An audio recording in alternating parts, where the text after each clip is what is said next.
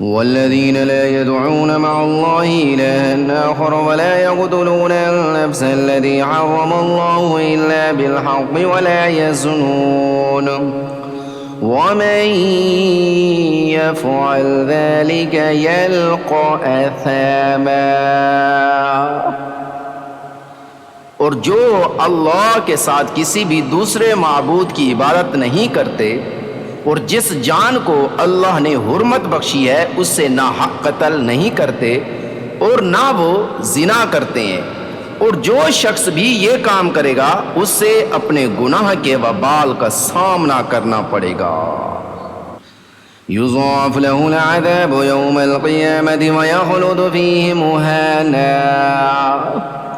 قیامت کے دن اس کا عذاب بڑھا بڑھا کر دگنا کر دیا جائے گا اور وہ ذلیل ہو کر اس عذاب میں ہمیشہ ہمیشہ رہے گا.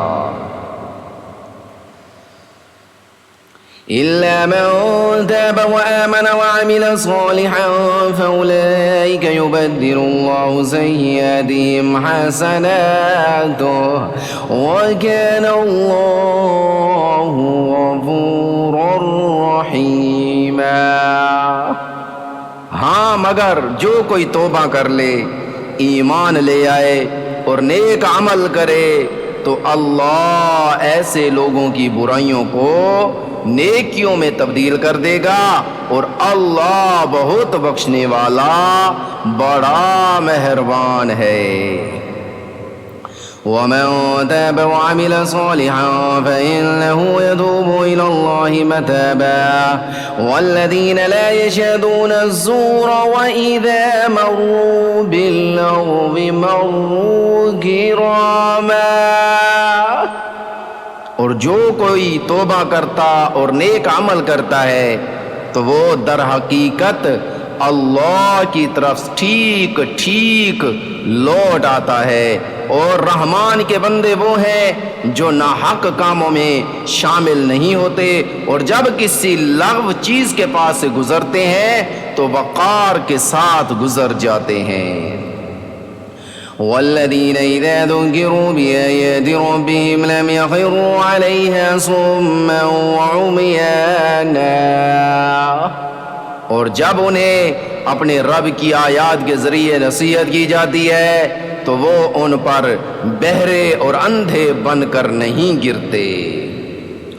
والذین یقولون ربنا هب لنا من ازواجنا وذرياتنا قرة اعین واجعلنا للمتقین اماما. اور جو دعا کرتے ہیں وہ یہ کہتے ہیں کہ ہمارے پروردگار ہمیں اپنی بیوی بچوں سے آنکھوں کی ٹھنڈک عطا فرما اور ہمیں پرہیزگاروں کا سربراہ بنا دے.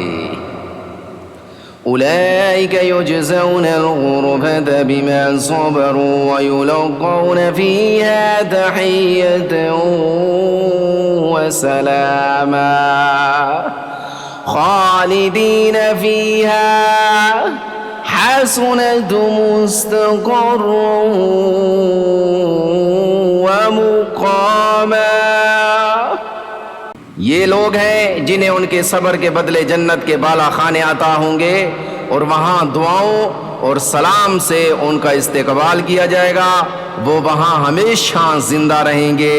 کسی کا مستقر اور قیام گاہ بننے کے لیے وہ بہترین جگہ ہے.